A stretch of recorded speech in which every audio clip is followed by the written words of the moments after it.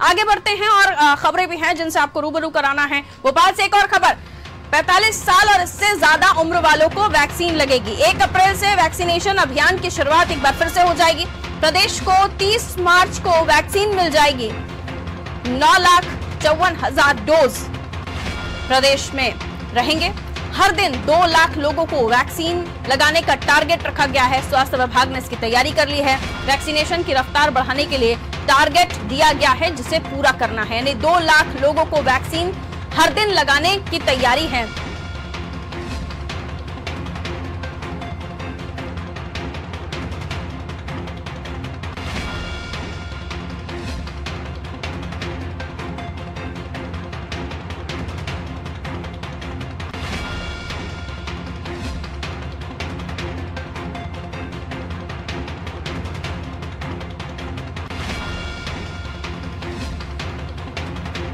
तो 45 साल और उससे ज्यादा उम्र वालों को वैक्सीन लगेगी। अब 1 अप्रैल से वैक्सीनेशन अभियान शुरू हो गया है। 30 मार्च को 9 लाख से ज्यादा डोजेस रहेंगे।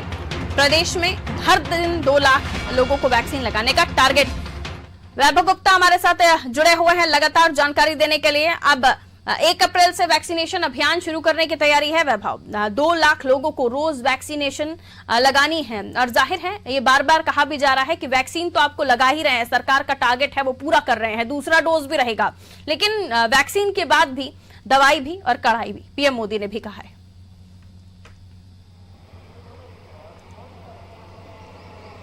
जी बिल्कुल, पीएम मोदी के साथ ही मुख्यमंत्री शिवराज सिंह चौहान और हर कोई जनप्रतिनिधि यही कह रहा है कि जो वैक्सीन है उससे आप बच सकते हैं, लेकिन वैक्सीन लगने के बाद भी आपको कोरोना गाइडलाइन का पालन करना होगा, क्योंकि शरीर के अंदर एंटीबॉडीज को डेवलप होने में 12 से 15 दिन का वक्त लगता है। तो ये नहीं कि आपने वैक्सीन लगवाई और आपको, और ऐसा उसको हम ओवर कॉन्फिडेंस भी कहते हैं पारुल जी, कि वैक्सीन लगवाई और घर के बाहर हम घूमेंगे, कोरोना बम बनकर घूमेंगे, क्योंकि जब तक आपके शरीर के भीतर एंटीबॉडीज नहीं डेवलप हो रही तब तक आपको कोरोना अपनी गिरफ्त में ले सकता है। और 1% लोग वैक्सीन लगने के बाद भी कोरोना संक्रमण का शिकार हुए हैं। तो ये अच्छी खबर है, लोग इसको समझ भी लें, लोग इसके प्रति जागरूक भी हों कि पहली डोज लगने के 15 से 20 दिन तक आपको अपने घर में ही रहना है। दूसरी डोज लगने के बाद भी आपको कोरोना गाइडलाइन का पालन करना है। उसके बाद ही आपका जो डोज है वो आपके शरीर में एंटीबॉडीज को डेवलप कर पाएगा। हम राजधानी भोपाल के उस इलाके के बारे में आपको बताना चाहेंगे। पुराना भोपाल, जब वहाँ पर कोरोना जागरूकता को लेकर कोई अभियान चलाया जाता था तो लोग वहाँ पर चाकी छुरी निकाल लेते थे, लेकिन अब प्रतिदिन उसी पुराने भोपाल में 5000 लोग प्रतिदिन कोरोना को लेकर, कि किस तरीके से जो भ्रम थे वो बदले हैं, किस तरीके से लोगों के मन में कुछ चीज़ें घर कर गई थी कि कोरोना से हमें कुछ नहीं होगा, लेकिन अब लोगों ने समझ लिया कि कोरोना जात पात अमीरी गरीबी देखकर शिकार नहीं करता है। अगर आप कोरोना गाइडलाइन का पालन नहीं करेंगे तो कोरोना कभी भी आपको अपनी चपेट में ले सकता है। इसके बाद एक अच्छी खबर और भी है कि 1 अप्रैल से 45 साल तक के प्रत्येक व्यक्ति को कोरोना की वैक्सीन लगेगी।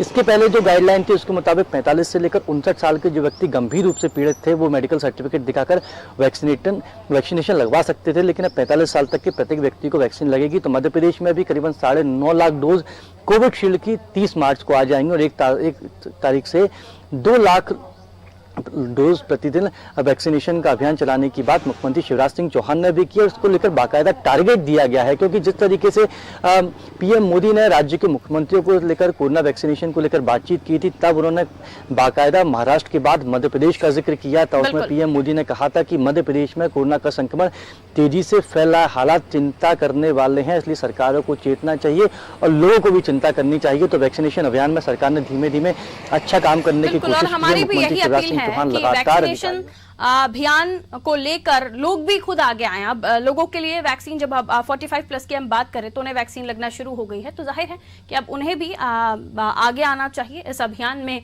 सरकार का साथ देना चाहिए। क्योंकि कुछ दिनों पहले जब वैक्सीनेशन की शुरुआत हुई थी तो लोगों को डोज तो थे